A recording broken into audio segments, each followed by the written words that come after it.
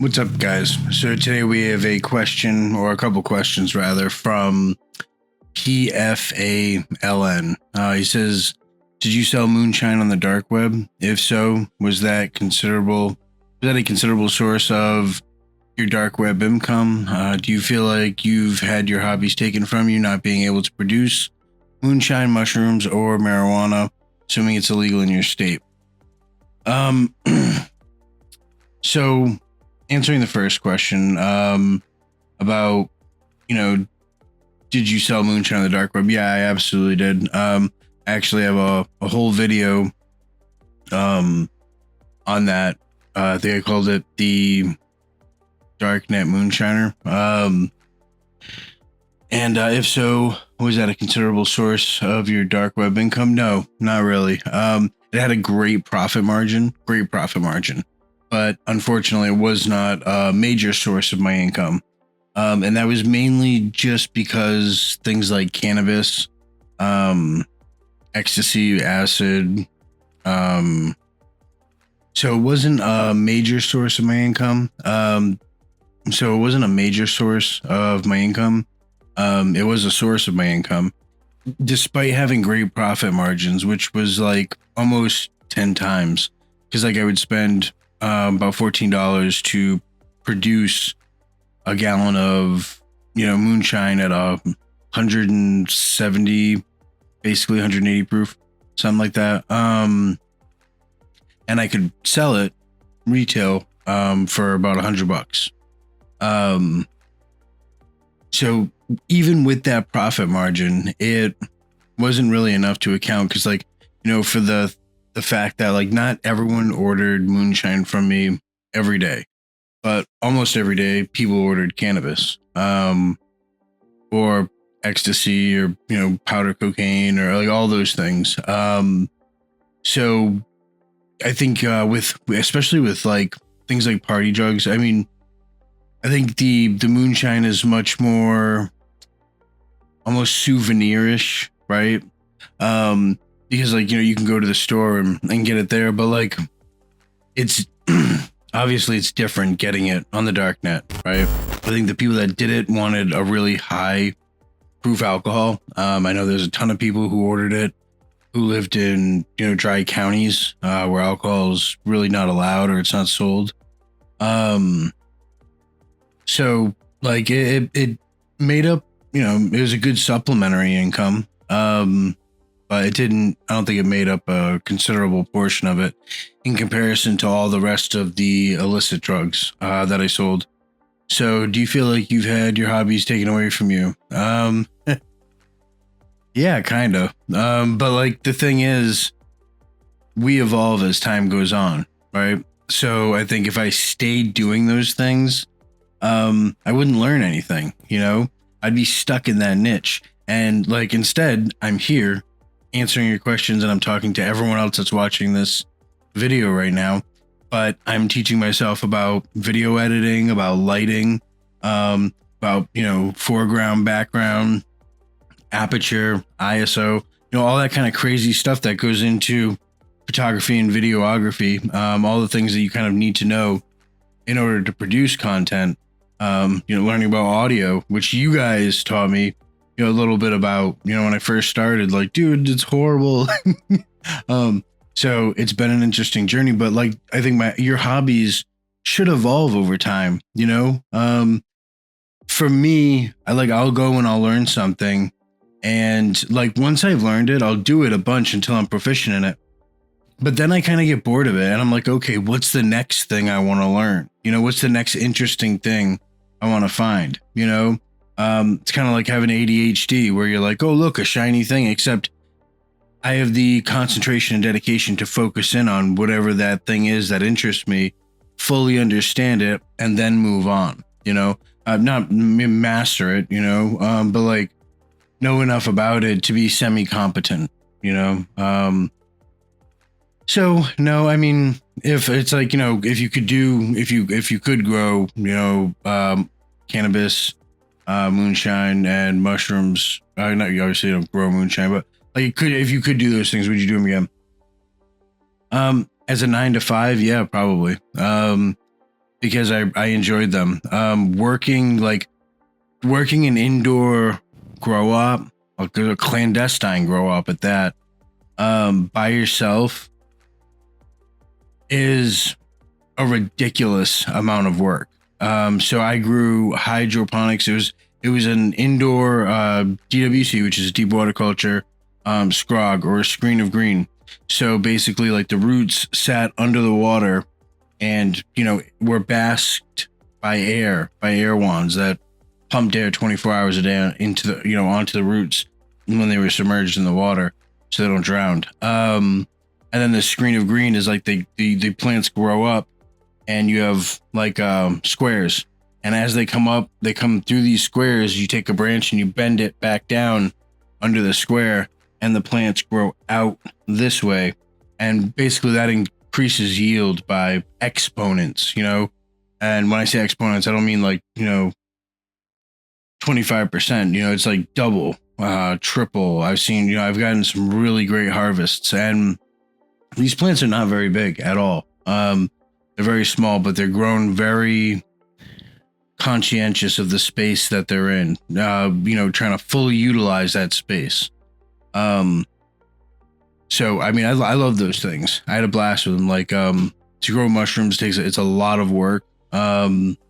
It's like you have to know about sterile technique, which is, it's kind of a pain. But like, if you can get good at those three things, it's really interesting, because if you have a 55-gallon drum of mash, it's constantly producing carbon dioxide, which coincidentally the cannabis plants feed off of. And then they release oxygen. So it's very much a circle of life. And it's a profitable one. So that's cool. But, raising growing cannabis is kind of night and day from mycology, where you're growing fungi, because fungi technically are dead, right? They're not alive.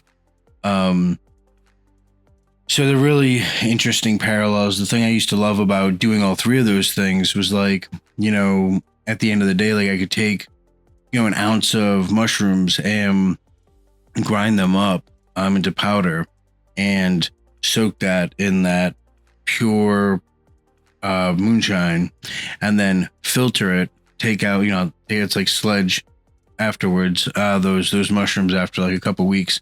And the psilocybin is now in the pure alcohol. Now, if we have a glass, and this is coffee, so obviously it's a bad example, but if it was this much pure alcohol and I left it out for a couple hours, it'd be down to here. So now if we had an ounce of mushrooms, the shot that you would take, if you do a shot of it and it was this much, if you let it evaporate this much, it's twice the potency, right? So now if we let it evaporate down to here, we're talking, a couple drops is, maybe an eighth, so and you can let it go all the way down to nothing and just scrape the powder out. And it's pure psilocybin. So, but then with the cannabis, you have the silk bags that they're called isolator bags that you use to make ice hash from your leaves and your leftover sugar leaves and fan leaves, and you pull the THC off them and you make hash out of them. And then you can make good edibles. I would never make edibles out of flour. I didn't like it. All the chlorophyll and nah. I know people who've done it out of shatter. Respect to you. I'm not doing all that work. So hash is one thing, but then with those screens, those silk screens, they get caked with THC. And I would take, my moonshine, throw it in there and just rub them. And the high proof alcohol would dissolve the THC and clean the bags for me. So I'm cleaning my bags, and now I have Green Dragon. So the Green Dragon is high alcohol content that is infused with THC. And then I had my Gray Dragon, which was, mushrooms and moonshine. So, but all those things, even the mixture of them, I would profit on. And that was, But yeah, I don't really miss those things because instead of those things, I have other things that are creative that actually I think have bigger and more profound effects than something, as simple as growing a couple pounds of weed or growing a couple ounces of mushrooms. I just recently I published my first book, which basically anyone who's watching this, like, you're probably not going to be interested in. It's about federal law and it's about how to write a compassionate release motion. Like, if you're not in federal prison or you're not, you don't have a loved one who's in there, this is completely irrelevant to you, which is why I really didn't talk about it on this channel at all. But like, for me, that's a big accomplishment, like no one edited it. No one did the formatting of it. No one did the typography work. No one did the design work. Like, I did everything from start to finish. And it was a really big accomplishment for me, learning about bleed and no bleed and gutter margins and all this craziness. And like that, for me, like, that was a great thing to learn. It was a great hobby to learn about. So I think as you get older and as time evolves, you find these different hobbies, that interest you, that are more relevant to your current state. And like, publishing is something that's relevant to my current state. Making YouTube videos is relevant to my current state. My documentary that I'm still working on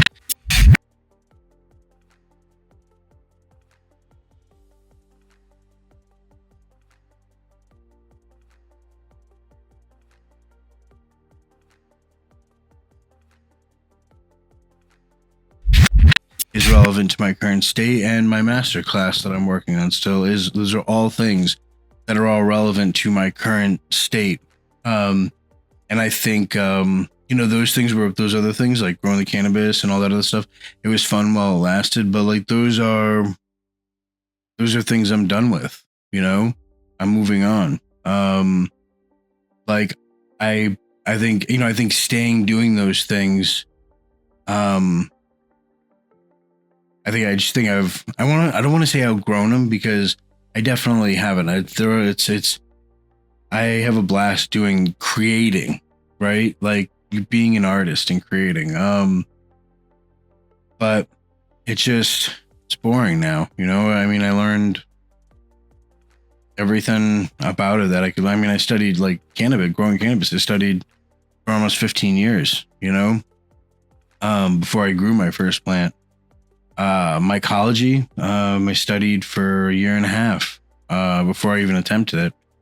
And, distillation is not really something you have to study for a prolonged period of time, and it's not really all that involved.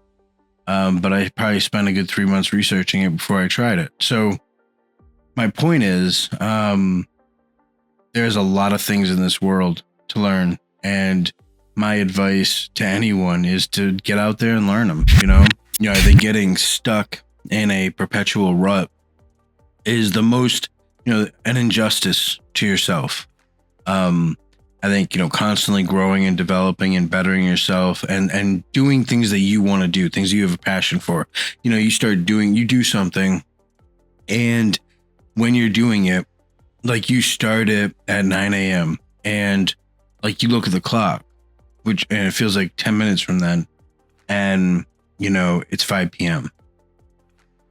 and you like that. Like, that's something that it's a natural passion of yours, and that's something that you should explore more and learn more about, and get into and really develop. And I'm way off topic. So I hope that answered your question. And, if you guys like this video, leave a like. If you haven't subscribed, go ahead and do that already. And I'll see you in the next video.